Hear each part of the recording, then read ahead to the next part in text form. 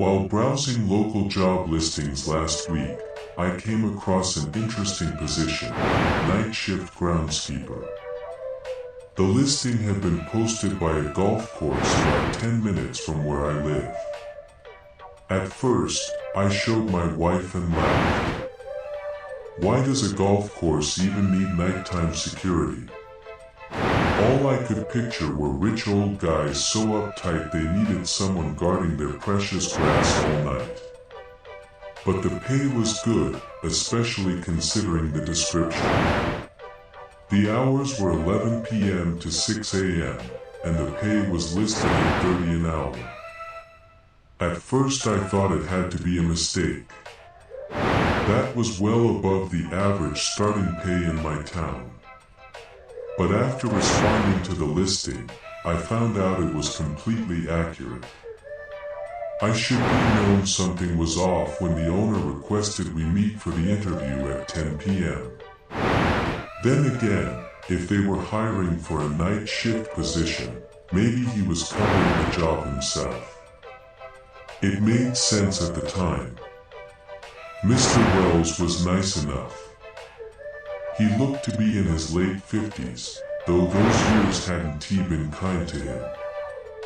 Nothing against the guy, he just looked exhausted. The collared shirt he was wearing looked like it hadn't been washed in months. He was drenched in sweat, and in the right lighting, I swear it looked like there were ketchup stains dried into the corners of his mouth. Again, nothing wrong with that. If the man had been working long hours, I understood. I've been there myself. It just wasn't what I expected. Then again, the course itself wasn't what I expected either. It was a small 9-hole course about 15 minutes from the nearest town. Mr. Wells explained that the original plan had been to expand the property and eventually build a neighborhood around it, but the land was technically marshland.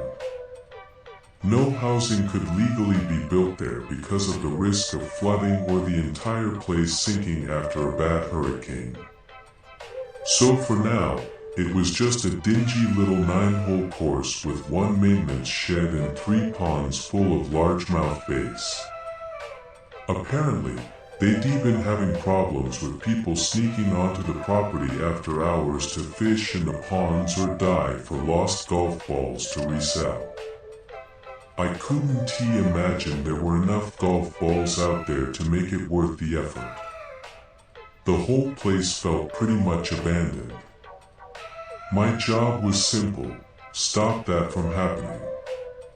According to Mr. Wells, there were cameras scattered across the grounds, but the system was ancient. The footage lagged, froze, and sometimes skipped entire minutes at a time. So instead of relying on the cameras, he wanted me to drive around the course all night making rounds in a golf cart. Seemed easy enough. Arrive at the maintenance shed at 11 p.m., fuel up the cart, and patrol the property until 6 a.m.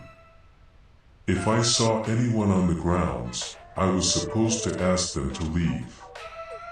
Mr. Wells' exact words were, "Don't be a hero. Ask them to leave and go about your business. If they're still there when you circle back around, call the police." In all his years running the course, he claimed he'd only had to call 911 once, and that was because of a pair of drunk teenagers looking for privacy. I told him I could start immediately, and without hesitation, he handed me the key to the front gate. He didn't ask for a background check, no formal application, he just handed me the key. That should have been another red flag, but I wasn't about to question the dude willing to pay me $30 an hour to ride circles around a golf course all night. First night I pulled up to the gate at 10:56 p.m. It was chained shut with an old rusted padlock that refused to open no matter which way I turned the key. After a few tries, it finally came loose. I drove my truck through the gate and locked it behind me. When I arrived at the maintenance shed, there was a note taped to the door. The first sentence was written in huge letters: "Andrew, do not step foot into the ponds." Underneath, in smaller handwriting, "We are treating them with chemicals that, while not dangerous, should not directly contact human skin." Mr. Wells, fair enough. I'd seen ponds being treated before. I won't pretend to know much about the chemicals, but I'd definitely seen the bright blue dye before, and I wasn't taking any chances. So I went around back, fueled up the cart, and started the ignition. Before pulling out of the wooded maintenance area and onto the paved cart path, I checked the tools on my belt. Mr. Wells never specified what I should bring, so I used my own judgment. I brought a large flashlight, pepper spray, a multi-tool, and a second smaller flashlight because, well, you never know. I patted around my belt, making sure everything was there. Time to start the rounds. The maintenance shed sat tucked away in the tree line on the western side of the course. A small pond rested about 50 feet from the building, with the cart path crossing over it on a narrow wooden bridge. The other two ponds were farther north. The largest sat almost directly in the center of the course, while the last one was on the eastern edge, behind a wall of trees. The easternmost pond wasn't directly accessible by cart, but there was a concrete storm drain cutting through the bushes that could be used as a walkway if someone really needed to get down there. The first part of the night was uneventful. I started near the first pond and followed the path north, stopping every so often to shine my flashlight across the water. There were no signs of anyone on the property, save a few squirrels and the ever-present crickets and bullfrogs. Out here in the quiet, they were louder than I ever imagined they could be.